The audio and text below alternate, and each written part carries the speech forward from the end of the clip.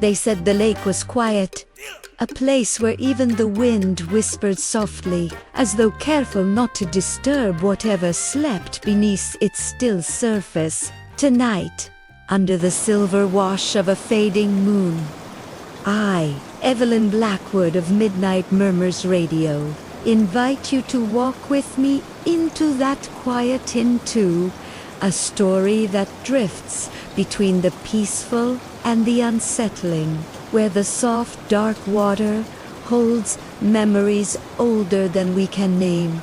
This bedtime tale will unfold gently, slowly, like ripples moving toward a forgotten shore. Before we begin, take a moment to settle yourself. Let your body rest wherever it feels safest. Allow your shoulders to drop and loosen. Feel the weight of the day slide away. Take a slow breath. In and release. Again, deeper this time. Breathing out whatever tension still clings to the edges of your mind. Close your eyes, if you'd like, letting them rest like leaves floating on calm water. You are safe, warm, drifting toward a peaceful night. Let the quiet world of this sleep story rise softly around you. Now imagine the air cooling against your skin, filled with the faint scent of pine needles and distant rain. Picture a long wooden path stretching toward a lake that glimmers like polished obsidian. This is Crescent Hollow Lake, a place known in old county records as both a haven for weary travelers and a resting spot for stories people would rather forget. Tonight, we explore one of them.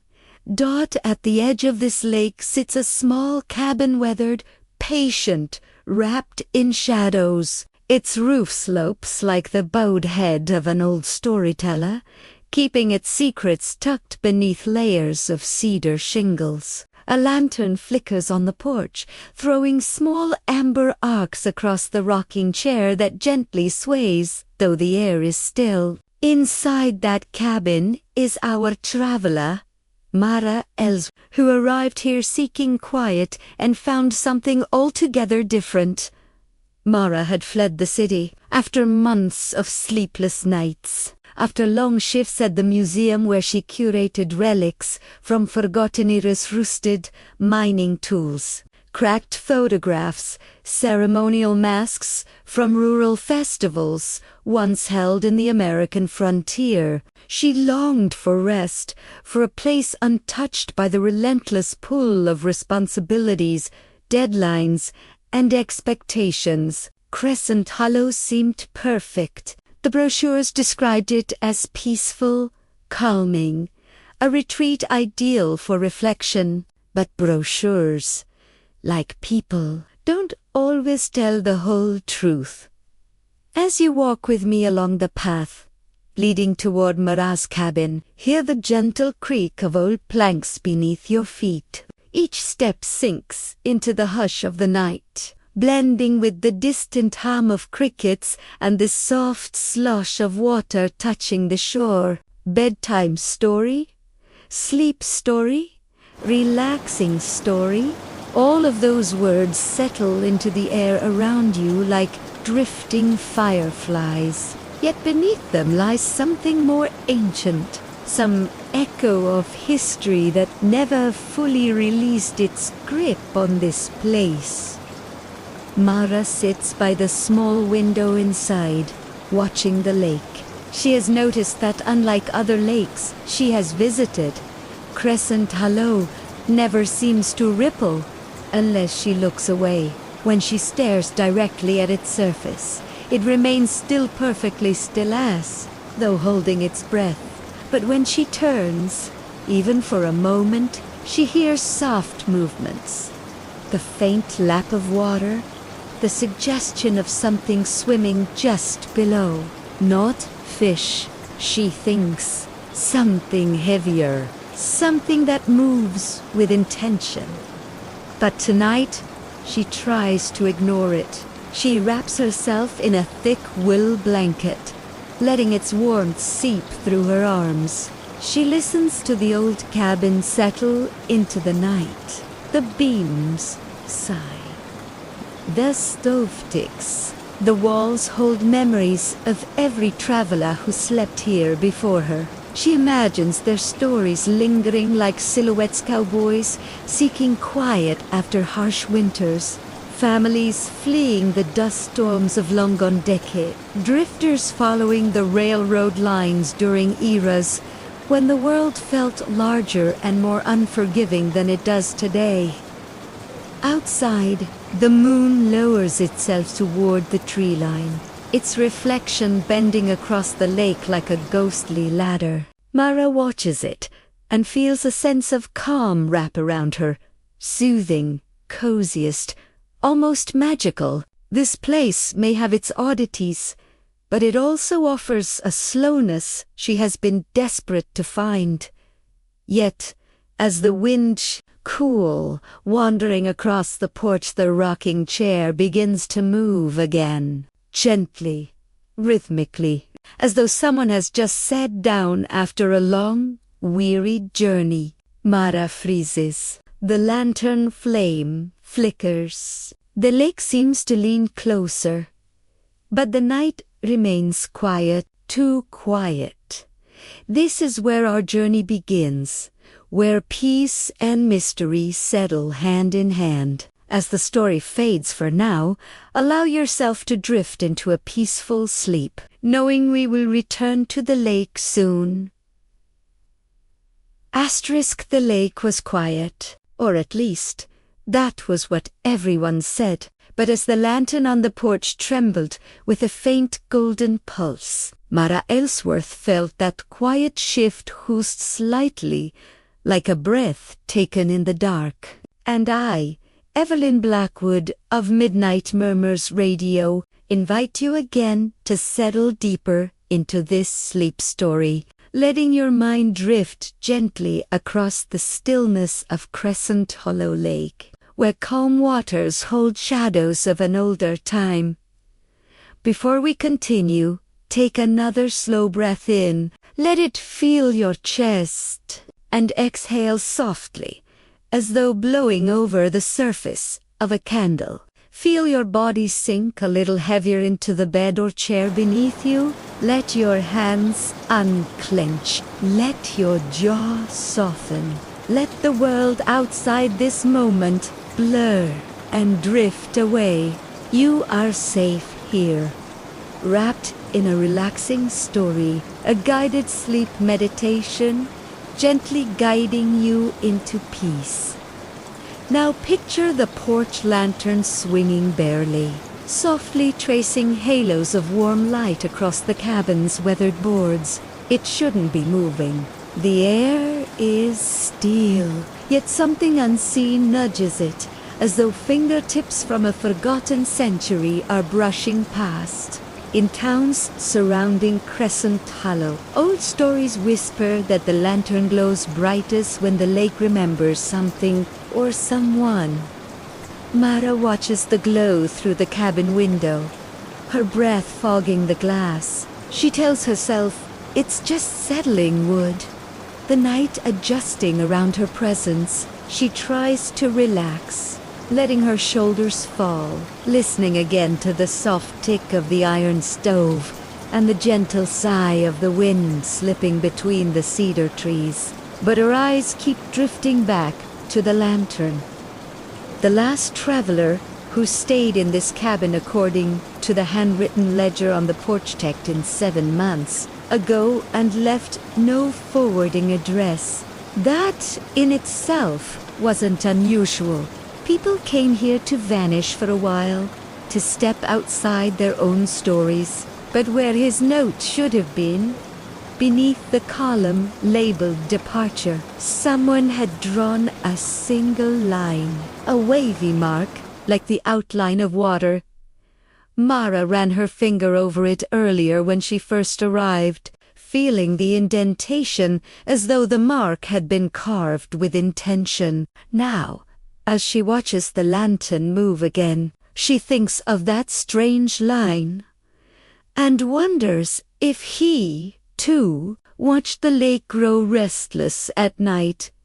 She steps outside, wrapping the wool blanket tighter around her shoulders. The air greets her gently, cool enough to wake her senses, but soft enough to feel comforting. The rocking chair has stilled again, as if caught in the act of moving and forced back to stillness. A faint smell of lake water rises on the breeze, cold metallic, like old coins resting at the bottom of a well.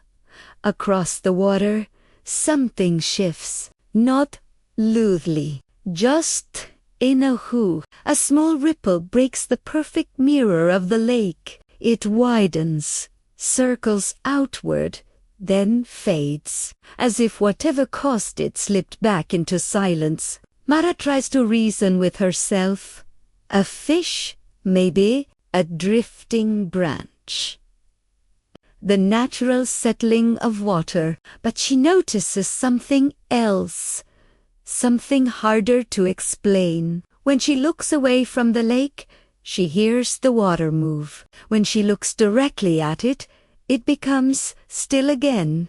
As a museum curator, she knows the power of stories, how they linger inside objects long after the people who once held them have faded. Crescent Hollow, she feels, is like one of those objects. Something has been preserved here, not in glass, but in memory, water, and silence. The old county records mentioned that Crescent Hollow Lake didn't always exist. It was born from a flood nearly a century ago, when an abandoned mining town was swallowed by rising water after weeks of unexpected storms. The town's name was Briar's Mill, a place built by people who endured hard winters and harder histories. Some were immigrants seeking new beginnings. Others were families escaping debts or droughts from states far away. They carved their lives into the valley until the valley decided to take everything back. Locals say that when the lake first formed, it mirrored the sky like a silver plate. But beneath that mirror lay the rooftops of houses, schoolrooms filled with chalk dust, a church steeple that glittered beneath the flood before sinking forever into the depths. Some say that on quiet nights like this you can hear echoes rise from under the water. A hymn, a whisper, a memory refusing to rest. Mara stands on the porch and listens. The forest behind her holds its breath. The air thickens with something soft but ancient, a presence both gentle and watchful. She closes her eyes for a moment, breathing in the peace, the coziest calm of this strange, magical place. For a brief moment, she feels lulled by the stillness, almost mesmerized by it. Then the lantern swings, against low, deliberate, as if someone has just walked past her. A chill brushes the back of her neck. She turns, no one is there. But the rocking chair begins to move, just once. A single, slow creak. As this part of our story settles into the night, let the calm linger in your breath. Let your mind drift like a soft ripple across quiet water. As the story fades, allow yourself to drift into a peaceful sleep. They said the lake was quiet, but quiet doesn't always mean empty. Sometimes quiet is simply the hush before a memory rises. This evening, as the rocking chair settles into stillness and the lantern on the porch dims to an amber glow, Mara Ellsworth feels the weight of Crescent Hollow Lake, leaning closer, curious, patient, and impossibly old. And I, Evelyn Blackwood of Midnight Murmurs Radio, invite you to drift with me deeper into this sleep story, letting the calm wash over you like moonlit ripples. Before we continue, breathe in softly, hold it for a moment, and let it drift out like mist over water. Let your spine rest. Let your arms fall naturally beside you. With each breath, let the world around you blur into a soft haze. You are wrapped in stillness, now peaceful, calming, coziest. Just listen. Mara steps off the porch and onto the wooden path leading toward the lake's edge. The boards, softened by years of rain and frost, feel slightly warm beneath her feet, as though they have absorbed decades of summer sunlight. The long path stretches outward like a quiet invitation, guiding her toward the water that holds stories hidden beneath its glassy surface. The moon hangs low tonight, swollen and ghostly, casting long reflections across the lake. Each reflection seems to stretch toward her, like pale fingers reaching gently from below. She moves slowly, the wool blanket still wrapped around her, brushing lightly against her boots. The air has a hush to it, the kind of hush found in old libraries or abandoned train stations, places where memories linger even when no one speaks. She reaches the end of the path and sits on a weathered bench facing the water. From here, the lake looks endless, a vast sheet of ink that swallows the moonlight. But what captures her attention is not the surface shits. The depth, that sense of something beneath. Watching quietly, remembering. She touches the bench beside her, feeling its grooves and worn grain. Carved into the wood are initial pairs of letters linked by small hearts, names forgotten by time but preserved in cedar. Beneath one set of initials, a date has been scratched, 1934. Mara runs her thumb across it, imagining lovers sitting here during the last days of Briar's Mill before the storms came, before the valley filled with water and silence. The lake stirs, whoos slightly. A single ripple forms near the edge and glides outward like a slow breath. Mara watches it, tries to pinpoint its source, but the surface already returns to its perfect, unnatural stillness. In the museum where Mara works, she once curated a display on the lost towns of America, communities erased by floods, fires, or the push of progress. She remembers reading testimonies from survivors of Briar's Mill, stories of sudden downpours, of families waking in the night to the sound of rising water, of lanterns reflecting off the flood as people hurried up the hillsides with whatever they could carry. Some voices described something stranger sounds carried on the rising water, like laughter, like hymns, like urgent knocking from inside buildings long since abandoned. Those testimonies were dismissed by officials, labeled as fear-induced illusions. But Mara has learned that history often hides what doesn't fit neatly into reports. A soft hum vibrates across the lake. Not loud, not sharp.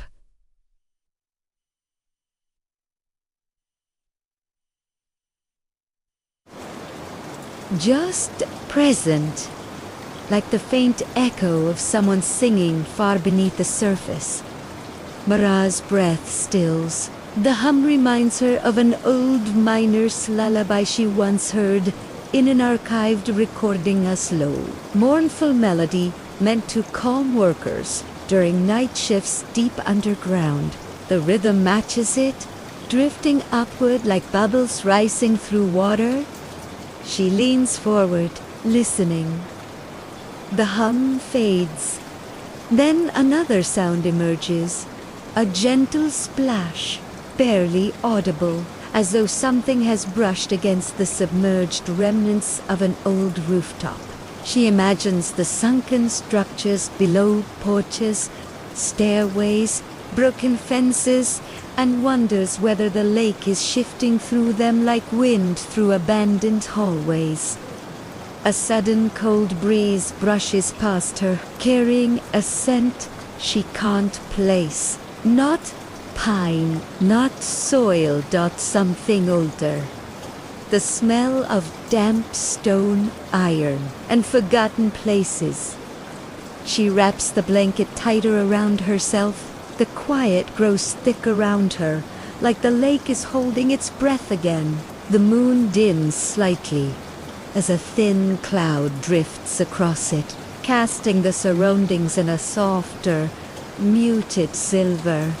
When she stands to leave, she notices something at the corner of her vision, a dark shape beneath the water, motionless, just far enough down that she can't make out its form.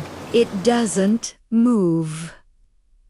It simply waits, as though observing her with the patience of something that has watched many nights unfold.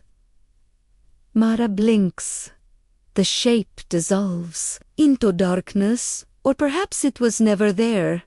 She steps back onto the path, taking slow breaths as she walks toward the cabin. Each creak of the boards under her feet echoes across the stillness. Behind her, the lake remains perfectly calm, as though trying to hide the moment it revealed more than it intended.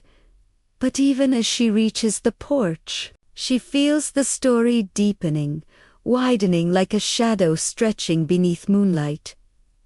For now, let your mind rest gently in this calm. Let the night soothe you, soft as drifting fog. As the story fades, allow yourself to drift into a peaceful sleep. They said, the lake was quiet. But as Mara stepped back into the cabin and closed the door behind her, she realized the quietness felt different. Now, as if the air itself had learned a secret and was holding it tightly. I, Evelyn Blackwood of Midnight Murmurs Radio, invite you to ease further into this sleep story, letting each word settle gently like mist, drifting across still water. Take a slow breath, feeling the weight of your body sink deeper into rest, inhaling calm, exhaling the noise of the day, allowing your thoughts to stretch out and soften. Outside the window, the lake glowed faintly under the moon, the kind of pale, silvery glow that comes from light reflected across ages of memory. Mara stood by the window for a long moment, watching the surface. It seemed smoother than before. So smooth it looked less like water and more like polished stone. Yet every so often, she glimpsed something beneath it, faint glimmers, soft movements, like little sparks drifting far below. She blinked, trying to decide whether they were fish or tricks of the light. But the movements felt too intentional, too synchronized. The soft hum she'd heard earlier seemed to return, threading itself through the night like a strand of old music. It reminded her again of the miner's lullaby from the Briar's Mill archives, the one recorded on fragile wax cylinders nearly a century ago, a song meant to guide weary workers through dark tunnels. Its melody, slow, steady, patient. She remembered listening to the crackling recordings late at night in the museum, when the building was empty and echoing. Something about the song always unsettled her, not its sadness, but its persistence, the way it seemed to reach out from another time as if searching for someone. Now, in the quiet cabin, She heard that same rhythm rising faintly from the lake, as though the drowned foundations of Briar's Mill still carried echoes of its final nights. Mara stepped away from the window and lit a small oil lamp on the table. Its warm glow filled the room, casting gentle shadows that moved like soft breathing on the walls. She felt safer in the light, though she wasn't sure why. The cabin's interior simple wooden shelves, a stone hearth, a woven rug faded with age felt comforting, almost protective. Like a space that had sheltered many before her. On one of the shelves, she noticed a stack of old journals, leather-bound, frayed around the edges, their pages curled from humidity. She hesitated, then opened the first. It belonged to someone named Rohan Juniper, dated 1933, just 1 year before the flood. His handwriting looped neatly across the page, describing quiet nights by the water, fishing trips with neighbors, and a strange phenomenon he called the second moon. Mara frowned. Reading further, Rohan described watching the moon's reflection in the lake and noticing that sometimes a second reflection appeared beside the first dim, distorted, as though belonging to another moon buried beneath the water. He wrote that the second moon often lingered, even when the real moon disappeared behind clouds, and that its shape seemed wrong, too long, too thin, as if stretched by unseen currents. Mara closed the journal slowly, feeling a chill ripple through her. She turned toward the window again. The moon outside was clear tonight, round and bright. She looked at its reflection. One moon, still and perfect.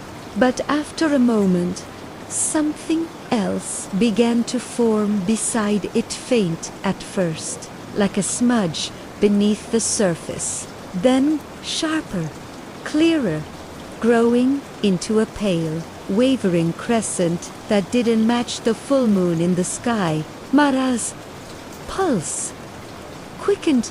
The second moon shimmered beneath the water, bending and stretching like something alive. She stepped closer, pressing her hand to the cold window pane.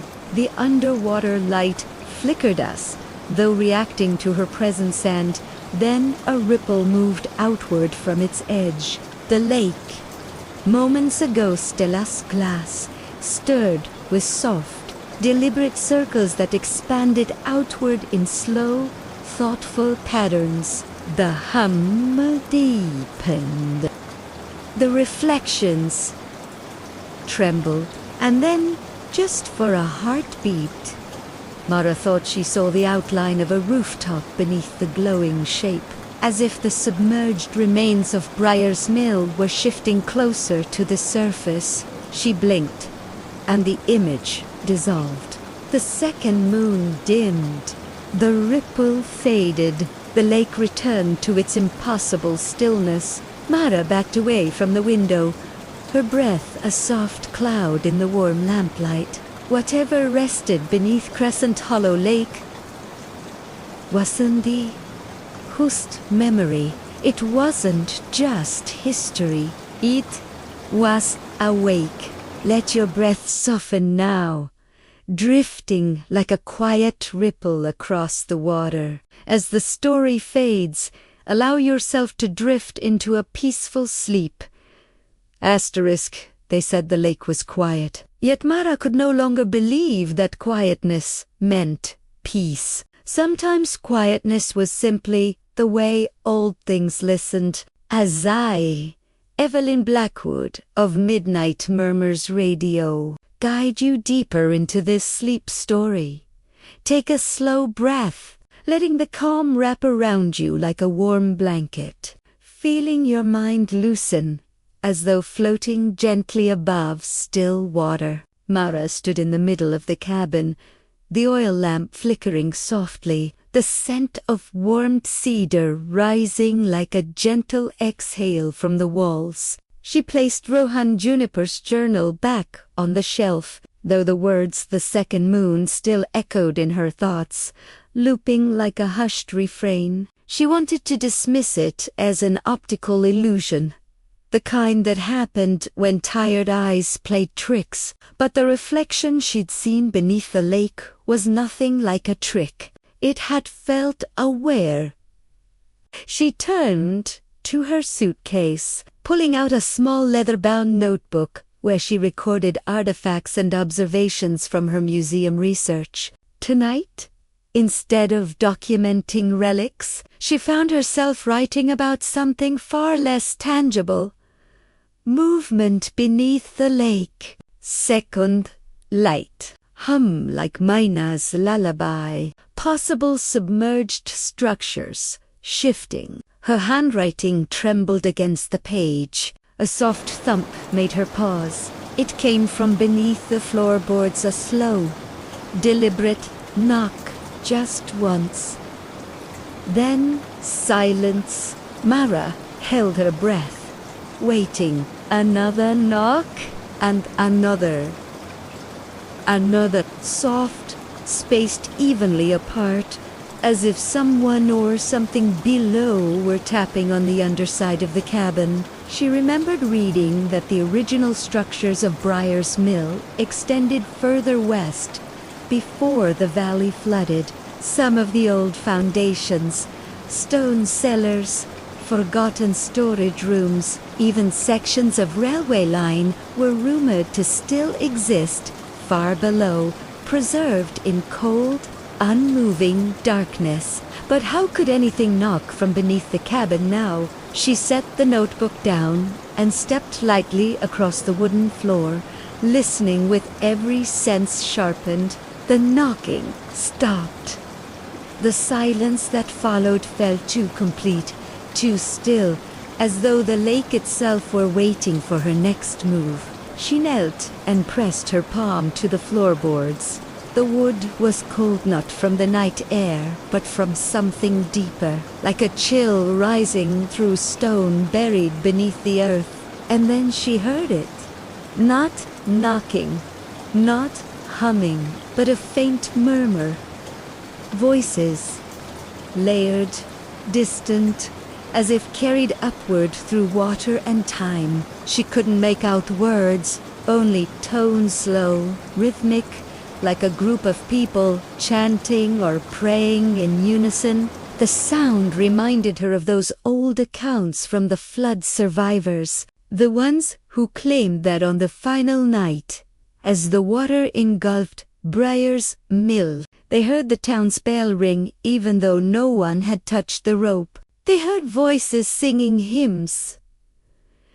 Long after the church had been buried, they heard final messages rising from homes already submerged. Mara rose slowly. The voices faded. She moved toward the window again, unable to stop herself. The lake waited in its perfect stillness. A dark mirror stretched across the valley. The moon's reflection remained steady, one single moon. No second shape beneath it. But the hum returned, stronger now, vibrating through the wooden planks beneath her feet, through the walls, through the gentle flames of the oil lamp. It was as though the lake was calling her. Not loudly, not with force, but with patience. The same kind of patience found in old photographs where people stare into the lens with expressions you can't quite decipher. She stepped onto the porch. The night air wrapped around her like a cool shroud. The lantern remained still this time, its warm glow steady and calm. The rocking chair did not move. The breeze was faint and harmless. But the lake seemed brighter than before, as if a muted glow radiated from beneath its surface. Mara walked toward the edge of the wooden path once more, each step slow, deliberate. The hum deepened. The glow strengthened. She reached the end of the path and looked down. At first she saw only her reflection, pale, tired, wrapped in a wool blanket. Then the water shifted, not with ripples, but with clarity. The reflection faded. A new image formed. Rooftops, streets, the outline of a church steeple ghostly and wavering, as though rising through layers of time. Briar's Mill, almost visible, almost real, and among the submerged shapes, lights flickered, small orbs, drifting like lanterns underwater, each one moving slowly, carefully, as though searching the old streets for something left unfinished. One of the lights rose, drifting closer to the surface. It brightened until its glow painted her face in pale silver. She leaned closer. The light pulsed once, twice, then dimmed, as though acknowledging her, as though greeting her. The hum fell quiet. The lake stilled again. Mara whispered to herself, though she wasn't sure why. It remembers. Let your breath soften now, like quiet ripples fading into the dark. As the story fades, allow yourself to drift into a peaceful sleep. Asterisk, they said the lake was quiet, yet in this final stretch of the night, Mara understood the truth. Crescent Hollow Lake was only quiet the way an old storyteller is quiet speaking. Rarely, but remembering everything. I, Evelyn Blackwood of Midnight Murmurs Radio, guide you gently now through the last drifting moments of Chapter 1. Breathe in slowly. Let it fill your chest like a warm tide. And exhale softly, easing your body deeper into rest. The path beneath Mara's feet felt different now, as though each wooden plank held a faint vibration, a memory trembling through its grain. The lake reflected the moon like a perfect silver coin, but beneath that reflection, the submerged image of Briar's Mill continued to flicker dim, wavering, no longer hiding. Mara leaned forward, her breath shallow, watching the underwater lights drift among the ghostly outlines below. These lights moved with intention, not like fish or drifting debris, but like lanterns carried by unseen hands. Each one pulsed with a gentle rhythm, soft, slow, almost like a heartbeat. The hum she'd heard earlier merged with the rhythm, forming something that felt eerily familiar. A melody. The miner's lullaby. She whispered its name under her breath, barely audible, as though saying it too loudly might disturb whatever stirred beneath the water. The lights brightened. The hum deepened. And then, as if in response to her recognition, the lake offered her something new. A figure appeared, not clearly, not in full shape, but as a darker outline among the dim structures below. It moved slowly, as though walking along a path that no longer existed on land. Its form drifted between the remnants of a building that might once have been a store or a home. The lantern closest to the figure floated toward it, circling it once before gliding upward, growing brighter as it ascended. Mara's heart tightened, but she couldn't look away. The figure stopped beneath the rising lantern, its presence quiet, patient, neither threatening nor welcoming, just there, watching, waiting. And then the lantern rose higher, almost reaching the surface. Mara leaned closer, compelled by something deeper than curiosity. The lantern paused directly beneath her reflection, hovering just beneath the thin barrier of water. For a moment, the glassy surface seemed to blur, bending her reflection so that her eyes aligned with the lantern's glow. She felt irrationally, impossibly as if the lantern were looking back at her. A sudden chill swept across the lake. The lantern dimmed.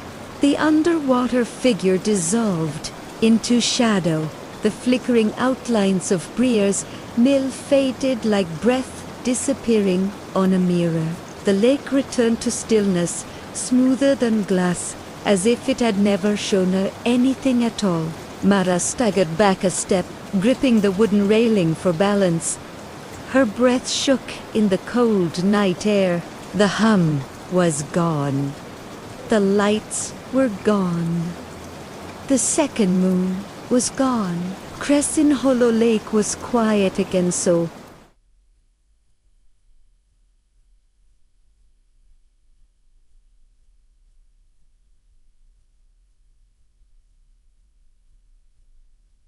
quiet that the silence rang in her ears. She closed her eyes, grounding herself. The wool blanket wrapped around her felt heavier now, as though infused with the weight of everything she had seen. She walked slowly back toward the cabin, each step echoing softly through the stillness.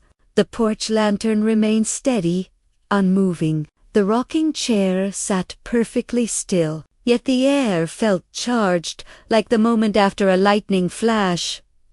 When the world hasn't quite returned to normal. Inside, she set the oil lamp on the table and sat down, running her fingers through her hair. She thought about Rowan Juniper's journal, about the date carved on the bench, about the murmurs rising through the floorboards. She thought about the lanterns beneath the lakehouse silent guides drifting through forgotten streets, and she thought about the figure walking patiently through a town that time had buried, but memory had not. Mara opened her notebook and wrote only one sentence. The lake remembers what the world forgets. She closed the cover and leaned back, letting the faint warmth of the lamp soothe her. Outside, she sensed the lake settling once more into its long, watchful calm. Not threatening, not welcoming, simply remembering. And as you settle now, breathing softly, letting the calm deepen in your chest, feel yourself drifting with that same gentle rhythm. Feel the weight of the day melting away, the quiet folding around you like a soft blanket. As the story fades, allow yourself to drift into a peaceful sleep. And if you'd like more calm, more mysteries, more journeys into the coziest shadows of the night, remember to subscribe and support the channel. Your presence keeps these midnight murmurs alive. Asterisk, they said the lake was quiet, but on the morning after the lanterns rose from the depths, Mara sensed a new kind of quiet, the kind that follows a whispered conversation you were never meant to hear. I, Evelyn Blackwood, of Midnight Murmurs Radio, welcome you back into this sleep story, where the calm of dawn drifts gently across the valley, peaceful and soft as brushed silk. Take a slow breath. Now, let it move through your chest like a warm tide. And exhale, releasing the night's shadows one by one.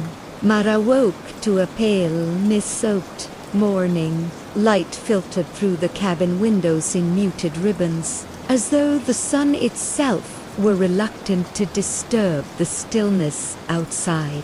She rose from the small wooden bed, her mind replaying the images of the night before.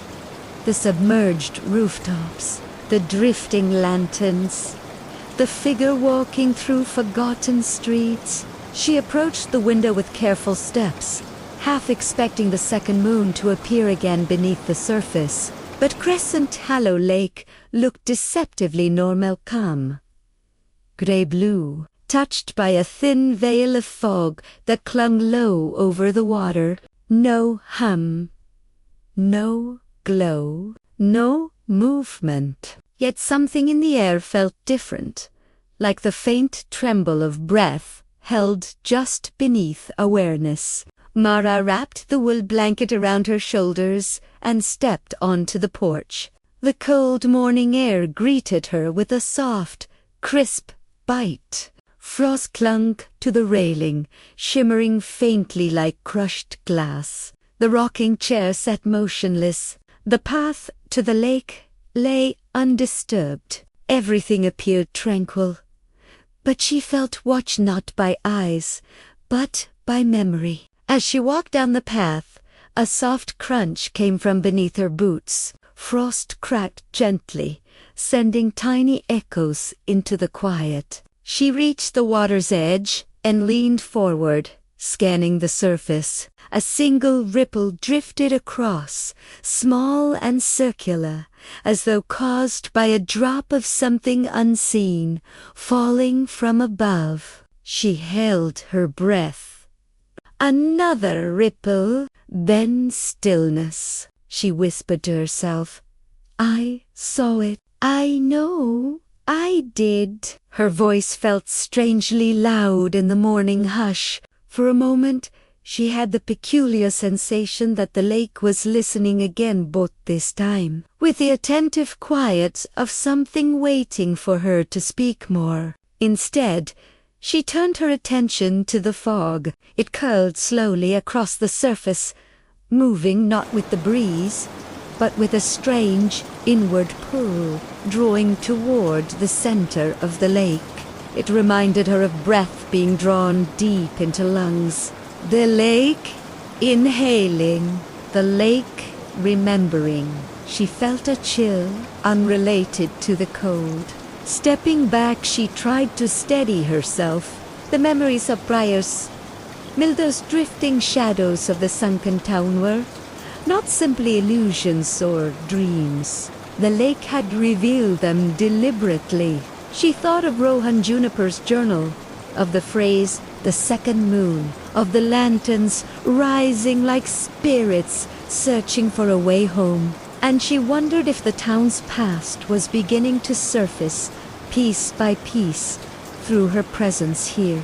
As she turned back toward the cabin, something caught her eye on the ground, beside the path, a small object, half buried in frost. Kneeling, she brushed away the thin crust of ice. It was a coin. Old, tarnished, its edges worn smooth. She lifted it gently, rubbing away the frost. On its surface, she made out the faint, withered imprint of a bell tower, the same bell tower sketched in archived photographs of Briar's Mill's central square. But this coin was dated 1934, the year of the flood. Mara's breath hitched. This shouldn't be possible. Artifacts from the sunken town were sealed beneath dozens of feet of water and sediment. Nothing should rise to the surface so cleanly, unless something was moving beneath. She stood, holding the coin to her chest like a fragile heartbeat. The fog thickened, drifting around her boots, curling up her legs. A low sound, a hum, almost too faint to notice, seemed to vibrate through the air again. She felt it more than heard it. A soft pulse, echoing through the boards of the path, through the cold air, through the coin in her hand, and then the mist parted just slightly, revealing the faint outline of something far out on the lake, a shape, long, thin, rising just above the water's surface. Se squinted. Dente. The shape swayed once, twice, then disappeared beneath the fog.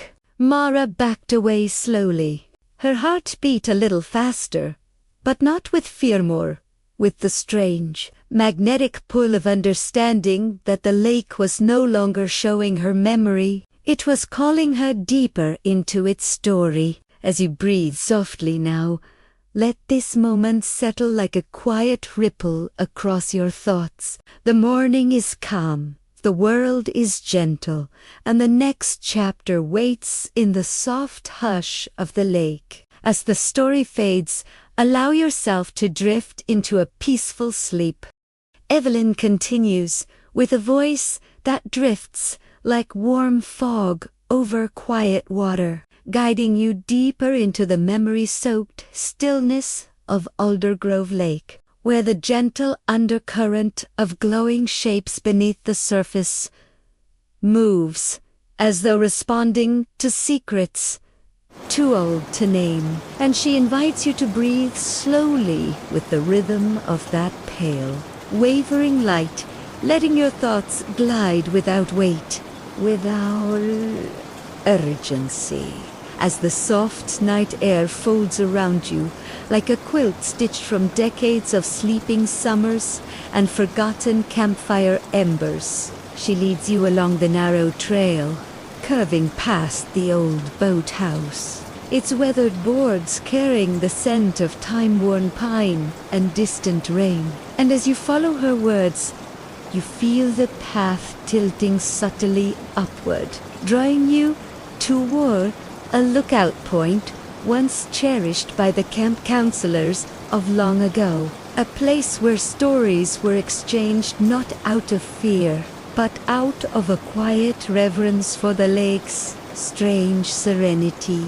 And Evelyn mentions that even then, before the camp closed and before history blurred into rumor, people sensed that the lake's calm surface concealed more than just cold water, that beneath its peaceful hush, something breathed with ancient patience. As you step into the clearing, the air grows gentler, almost warmer, and the moon round and low settles above the water like a lantern carefully placed by unseen hands, illuminating the drifting mist until it gleams like powdered silver. And Evelyn describes how locals once held a small mid-autumn gathering here, a modest echo of American harvest traditions, where families brought pies and cider, and children floated tiny candle lanterns onto the water with whispered wishes, believing the lake would keep their dreams safe through the long winter. She tells you that many of those wishes were simple hope, for good health, for safety, for calmer days, and, though the years have worn away the voices that made them, the lake seems to remember, carrying the soft emotional residue of every small hope across its slow-moving tide. You feel that warmth now, a tender undercurrent wrapped inside the quiet, and Evelyn's tone becomes even slower, deeper, encouraging your breathing to match the languid drift of the fog as she continues guiding you through this forgotten ritual space, where the old wooden sign marking the overlook still stands, its letters faded but still legible, reading Peace Point, a name chosen not for any dramatic tale, but simply because those who visited said the lake felt most gentle here, as though offering rest to anyone who approached with an open heart. And yet, Evelyn notes, with a soft hush, Peace Point also held the first hints of the lake's more mysterious side. For some campers once spoke of hearing faint melodies rising from the water at night. Not frightening or loud, just a thin ribbon of sound like a distant lullaby carried across invisible winds. And though no one could explain it, the tradition quietly formed that whenever someone heard the lake sing, they would place a small piece of cedar at the water's edge as a gesture of respect, a reminder that the natural world and the stories it carries are far older than the people who try to understand them. She invites you now to imagine that soft melody drifting toward you across the still water, A sound so light, it feels carved from silence itself, weaving through the mist and threading gently into your breathing, until the rhythm of your heart slows into a peaceful, unhurried cadence.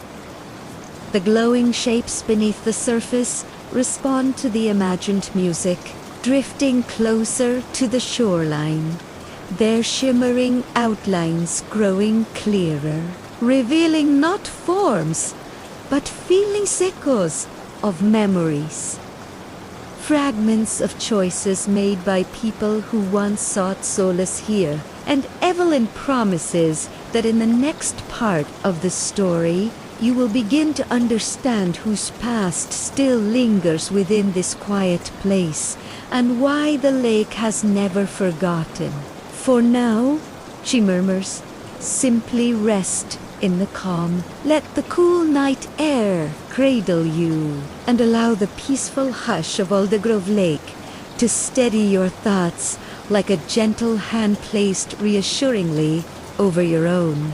Evelyn's voice settles deeper now, like moonlight soaking into calm water, guiding you from Peace Point down a slope softened by decades of fallen pine needles, each step carrying you closer to the lake's quiet heart, where memory moves like slow currents beneath glass, and she invites you to breathe with that same unhurried rhythm, feeling your body grow heavier in the most comforting way, as though the earth itself is offering a place for you to rest. She tells you that long before Camp Aldergrove was built, the land surrounding the lake belonged to a small settlement of families who lived simple, steady lives. People who understood the seasons, the soil, and the subtle shifts of the natural world. And though little of their history was written, their presence remains in the gentle ritual traces that linger here, echoing in the old cedar offerings and lantern festivals that endured through time. As you move with her deeper into the night, she describes a narrow path skirting the water's edge where reeds sway in slow arcs, brushing lightly against each other like distant voices sharing secrets, and where the lake's undersurface glow pulses faintly in time with your breath, each glimmer rising like an echo of something once felt,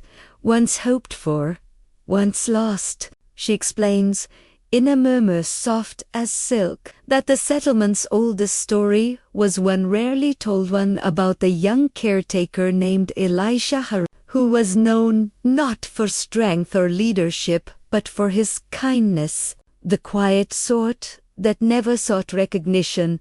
And though history remembers loud events, it is often the gentle souls who leave the deepest marks on the land. Elisha tended the lake voluntarily, believing it held not spirits or curses, but the reflections of choices people carried in their hearts. And he spent countless nights sitting at the water's edge, lighting a small lantern, listening to the distant hum that sometimes drifted across the surface, a sound villagers claimed the lake made only when someone nearby carried a heavy burden. Evelyn's tone slows further, encouraging your breath to settle, as she reveals that Elijah once watched the lake glow much like it does tonight, faint lights drifting beneath the surface, as if stirred by unseen hands. And on one particularly cold autumn evening, he followed those lights along the shoreline until they gathered near a fallen cedar tree, the place where travelers had historically left offerings of gratitude or grief. There, Elisha found a small carved box, left by someone he knew well. Someone who had disappeared from the settlement months before, leaving behind only rumors and a trail of unanswered questions. Evelyn does not say the person's name yet, only that Elijah opened the box and found a note written with trembling strokes, a confession of a difficult choice made in a moment of fear. And as he read it, the lake's lights grew brighter, as though urging him to understand the depth of that burden rather than judge it. Elisha stayed there until dawn, absorbing the weight of another's pain, and by morning he made a quiet vow to protect the memory of the person the world had misunderstood, ensuring their story would not be twisted into something cruel by time or gossip. Evelyn tells you that such vows,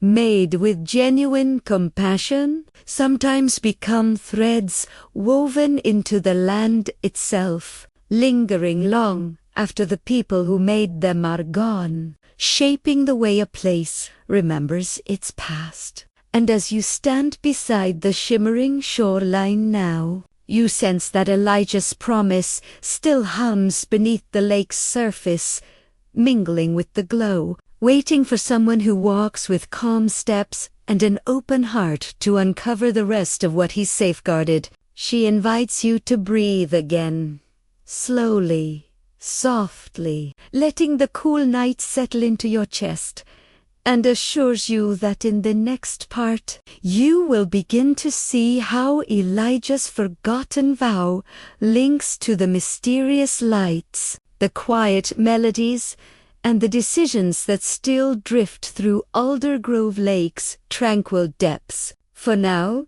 let your thoughts drift like mist, unhurried and gentle. Evelyn's voice flows on like mist, curling across still water, inviting you to follow the faint shimmering lights drifting beneath Aldergrove Lake's surface as they guide you gently toward a quiet bend in the shoreline where the trees lean inward as though listening, their branches forming a natural archway over the path Elijah once walked on that cold autumn night. And she encourages you to breathe slowly, feeling each inhale soften your chest, each exhale loosen the last bits of tension clinging to your thoughts. She tells you that as Elijah continued along this very stretch of shoreline, the glow beneath the water moved with him, neither ominous nor demanding, simply present, like a soft reminder that the world sometimes reveals its gentlest truths only in moments of silence. And Elisha, with his steady heart and patient spirit, understood how to listen. Evelyn describes how the moon that night hung low and amber, its reflection trembling on the lake's glassy surface, painting a golden path that appeared to stretch toward the distant center of the water where the lights gathered into spirals. And Elisha, feeling an immense calm settle over him, moved forward until he reached a wooden platform built decades earlier by the settlement as a place for evening contemplation, a space where villagers once came to release their heavy thoughts into the lake, with whispered hopes that the stillness would carry them away. But that night, as Elijah stepped onto the aging planks, he saw something he had never witnessed before. The lights beneath the water shifted into a gentle shape, not a figure, not a face, but a pattern resembling the folded edges of a letter, glimmering and dissolving like memory slipping between worlds. And Evelyn murmurs that Elijah understood the message instantly, recognizing the symbol as a reflection of the note he had discovered in the carved box, the confession written by the one he had vowed to protect. She explains that the person who left the note, someone Elijah had cared for deeply, had once been blamed for an accident that occurred during the settlement's early years, a quiet tragedy involving a collapsing storage hut near the lake's edge.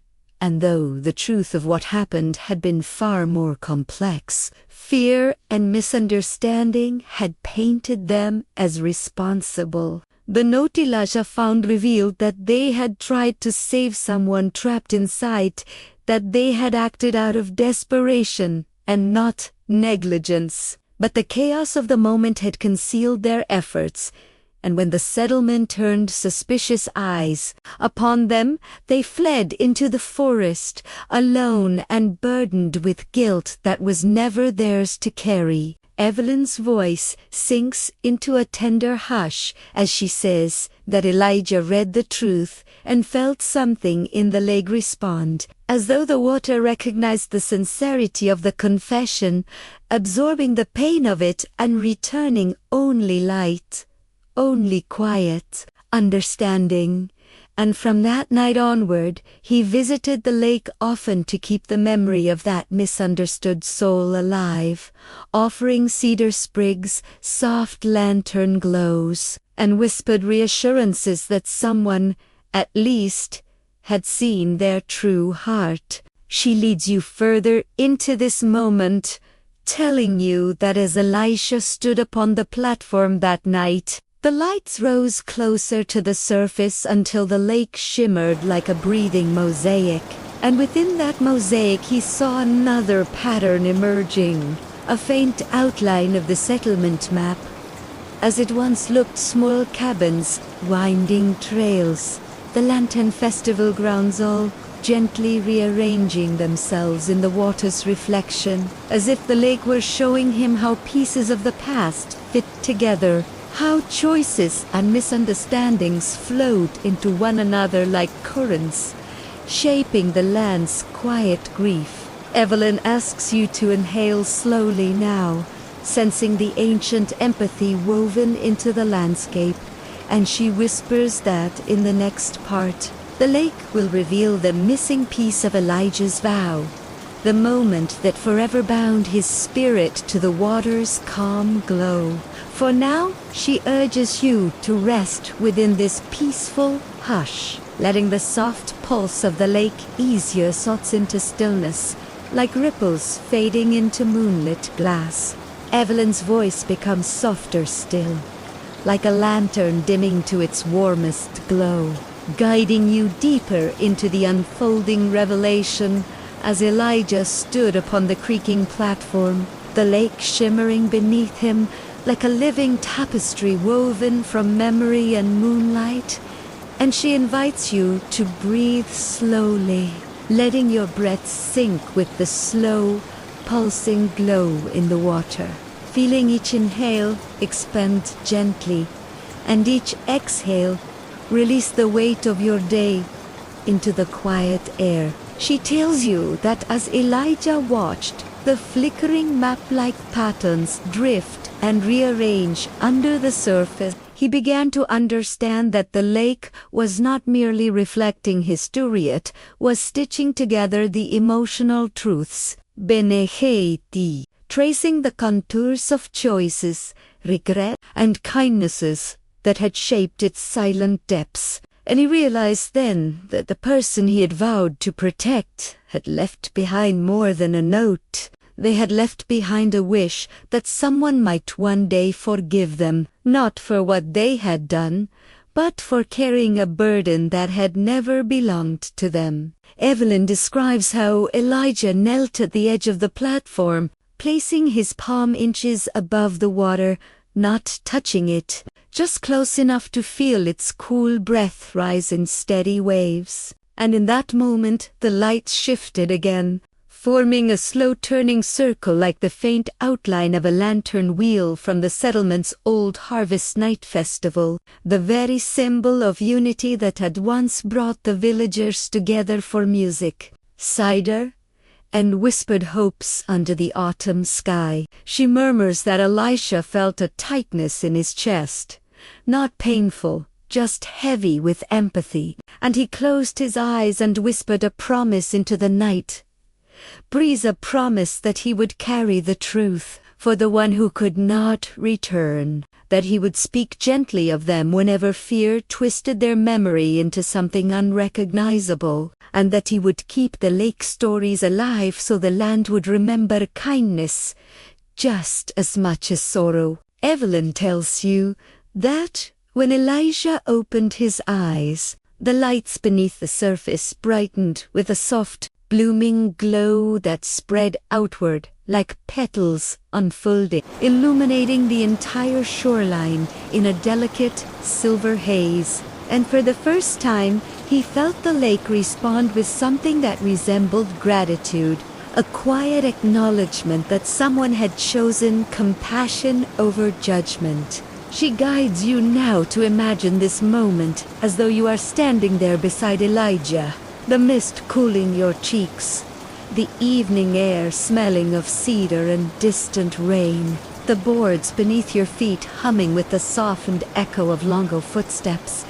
And as you breathe in deeply, you sense the lake's steady presence, calm but aware, holding the stories entrusted to it with a patience older than any settlement. Evelyn continues, explaining that the next morning, villagers found Elisha still sitting by the water, lantern unlit, gazing into the lake's stillness with a serene expression they hadn't seen before.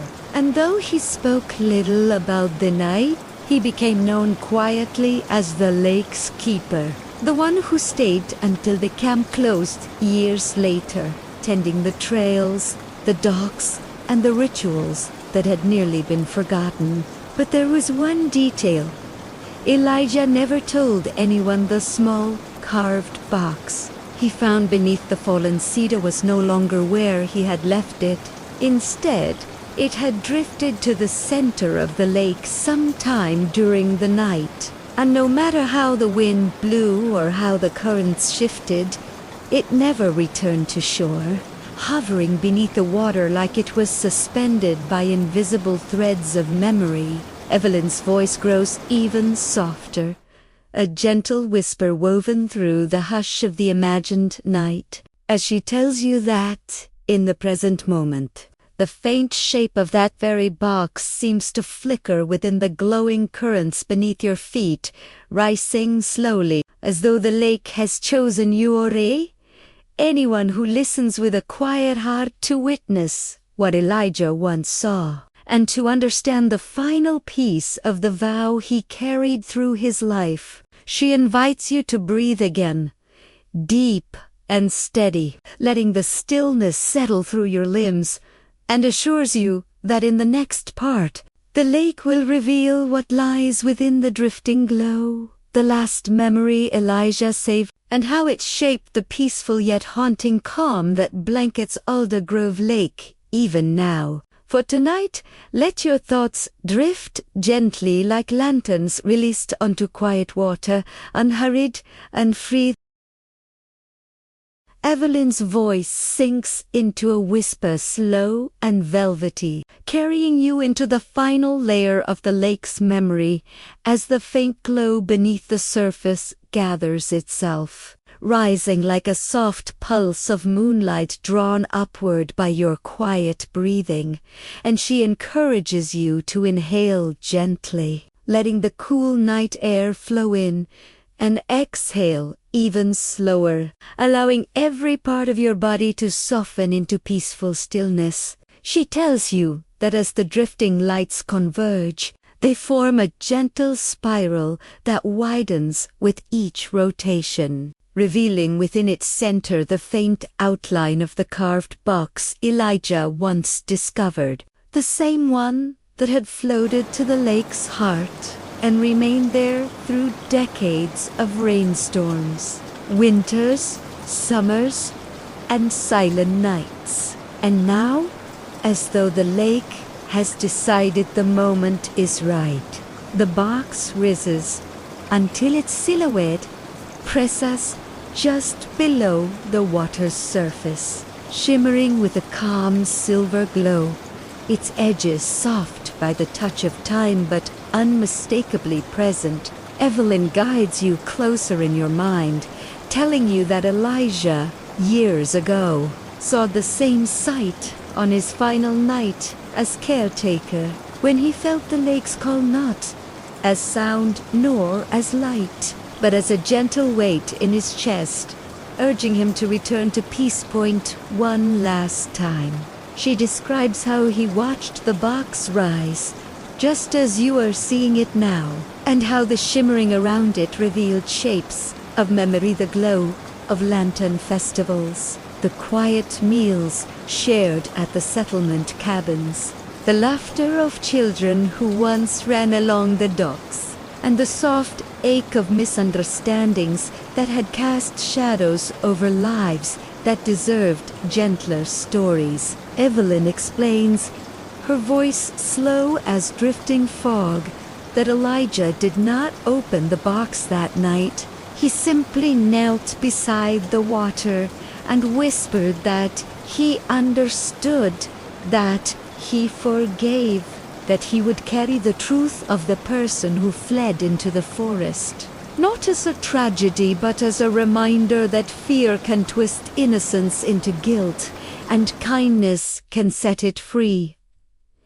Again, she tells you that when Elisha placed his hand above the lake, the lights gathered around him like a quiet embrace. And when he finally rose to leave, the box sank once more into the depths, carrying with it the small handwritten note whose ink had nearly faded, taking with it the burden Elijah had chosen to shoulder so no one else would. Evelyn's voice becomes softer, almost dreamlike, as she describes how years passed, the settlement vanished, the camp closed, and nature reclaimed the shoreline, but the lake remembered Elisha, remembered the truth, remembered the vow whispered beneath amber moonlight. And now, whenever a calm-hearted traveler stands by its edge, the lights stir faintly, not to frighten but to remind them that every place carries a story,